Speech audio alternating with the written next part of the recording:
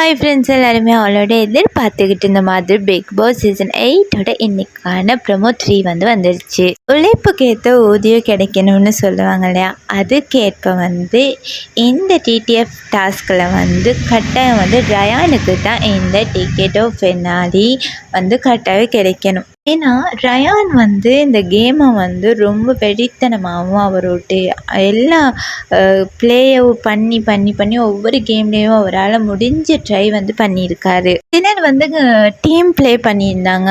உதாரணமாக முத்துவை கூட சொல்லலாம். முத்து கூட டீம் சேர்த்துக்கிட்டு தான் ரயானை பெஸ்ட்டு ஒரு டாஸ்கில் கூட அவுட் பண்ணியிருப்பார்.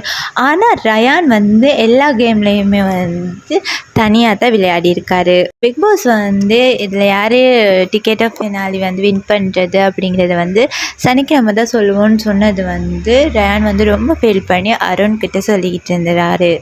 மஞ்சரி ஜாக்லின் மாதிரி ஒரு கேவலமான ஒரு பொண்ணு இருக்க இயலாது. ஏன்னா சௌந்தர்யா ஸ்டார்ட்லேயே சொல்லியிருப்பாங்க, ஜாக்லின் ஃப்ரெண்ட்ஷிப் அப்படிங்கிற ஒன்று வச்சு அவங்க கேம் ஆடிக்கிட்டு இருப்பாங்கன்னு. ஆனால் அது இப்போ தான் உண்மைன்னு தெரியுது. நேற்று வரைக்கும் ரயானுக்கு கூடவே ரொம்ப ஃப்ரெண்ட்ஷிப்னு சொல்லிக்கிட்டு இருந்த ஆள் இப்போது முத்துவுக்கு சப்போர்ட் பண்ணிக்கிட்டு ரயானை நிறைய இடங்களில் தாழ்த்தி தான் பேசிக்கிட்டு இருக்காங்க. அது மட்டும் இல்லாமல் அவன் டிடிஎஃப் வின் பண்ணிவிட்டு பணப்பொட்டியை தூக்கிட்டு போனாலும் ஒன்று தூக்கிட்டு போக மாட்டேன் ஒன்று அப்படி அந்த மாதிரி சில வார்த்தைகள் சொல்கிறதா இருக்கட்டும். ஜாக்லினோட உண்மையான முகம் இப்போ தெரிய வருது.